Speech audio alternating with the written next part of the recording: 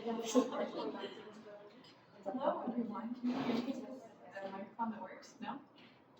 Okay, Can you hear me? that? Though? Yeah. This is like a good angle for projection. And hopefully everyone online is also can hear us. And we're good? I'm working to the person on Zoom.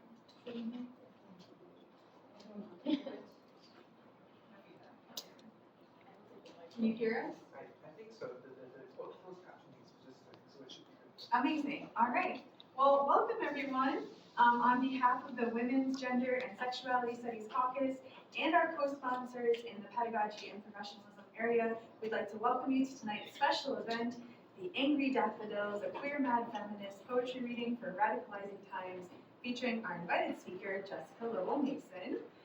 Professor Mason teaches courses in writing, literature, history, and gender and sexuality studies at the University of Buffalo, Bard College with the Bard Prison Initiative, and at Niagara University. At UB, she is a doctoral candidate in the Department of Global Gender and Sexuality Studies and a research assistant with the Center for Disability Studies and the Gender Institute as part of their Mellon Foundation-funded Communities of Care project. First book of poetry, which is down here for those of you who are interested in purchasing, Straight Jacket, was a finalist selected by Sarah Freeley for the Eugene Paul Nassar Poetry Prize and was published by Finishing Line Press in 2019.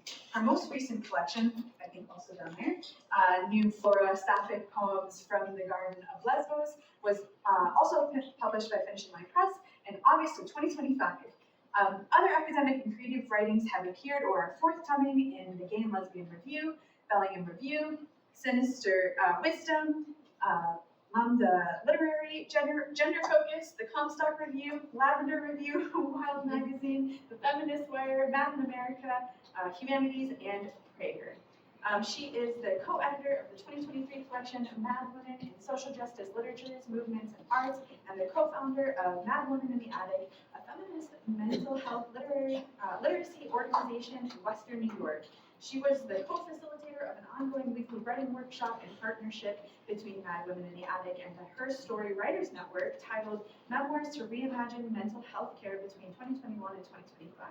She is a founding member of and workshop leader with the Mad Writing Collective, and in April she will be partnering with Her Story Writers Network through a legacy donation of a member of Mad Women in the Attic to launch a free to the public 3 years long weekly online memoir workshop, Memoirs in the Attic, for people affected by the mental health system or psychiatric diagnosis and stigma. Her dissertation project theorizes mad archives, tracing forms of mad archival counter-narrativity and the ways these archives create mad subjectivities. She also demonstrates mad feminist archival reading practices that can be used to trace and engage with mad archives. Through this work, she aims to challenge biomedical violence, rupture structures of oppression affecting marginalized communities, and contribute to mad liberation. In addition, Jess is a friend to all who meet her. As the WGSS board representative shared, Jess was the first friend I made at NeMLA. And to me personally, who has known Jess as a classmate at UB, as a co-worker here at NeMLA, and now as a colleague at Niagara University, Jess is truly a kind and caring person, and we are very lucky to have her tonight. So please join me in welcoming Jessica Lowell-Mason.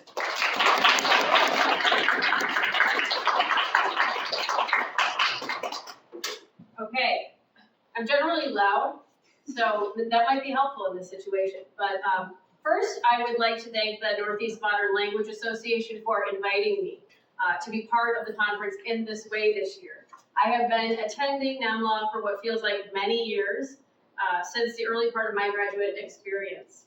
There was something back then that struck me about this conference and organization as uncommon among similar conferences and organizations. It was at that first conference that I attended that I made many lifelong friends, including Ashley, including Dr. Maria Rovito, who invited me to speak tonight.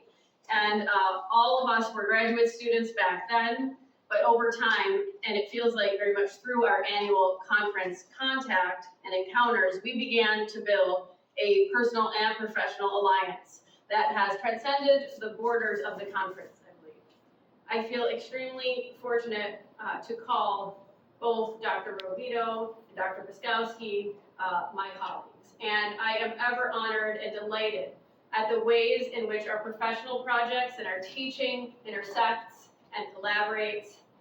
So I send my thanks to the conference, I send my thanks to you, Ashley, and to Maria, and Maria especially for lifting me up with this opportunity, though she is not able to be with us tonight.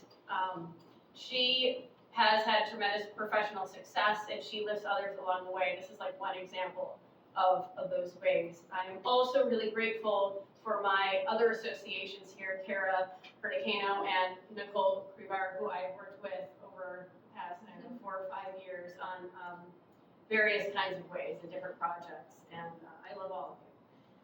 I'd also like to acknowledge Dr. Catherine Adoyo, who, though I have not seen her in a long time, I'm wondering where she is, has been a major influence in my love of this conference. So, one thing I want to say about this conference is that we are the conference. We create the community. We create the conversations and the collaborations. We have agency together here. It would not be possible without our organization and without our subcommittees. With that, I would like to thank the Women's and Sexuality and Gender Studies Caucus and the Pedagogy and Professionalization Area Group who will sponsor this reading this evening. Before I begin, I would like to recognize that we are meeting on the unceded traditional ancestral lands of the Seneca, Adina, Hopewell, and Managa Hila peoples. This critical reading of my work, or works, and the collections of poetry themselves from which I am reading grapple with the work we do to nurture autonomy and sovereignty and survival amidst hardship and systemic violence. The title of this talk, The Angry Daffodils, is the title of a poem from my collection, A New Flora. I want to invite us, though, to visualize this image of angry daffodils for a moment. Aside from perhaps calling up a Disney scene of singing trumpets, perhaps this image brings you to a place of fierce fragility, of the trembling of the strong, of the fragile strong, the rising up oppressed whose courage is a thing to behold, a thing like angry daffodils. At a moment when children are losing their lives to bombs in Iran, and when we are not being good global shepherds of our earth, in the wake of unending atrocities and violations of human decency in the midst of war and violence, the angry daffodils are sounding. They have something to say. I hope tonight we will speak an angry daffodil, and we will hear the angry daffodils.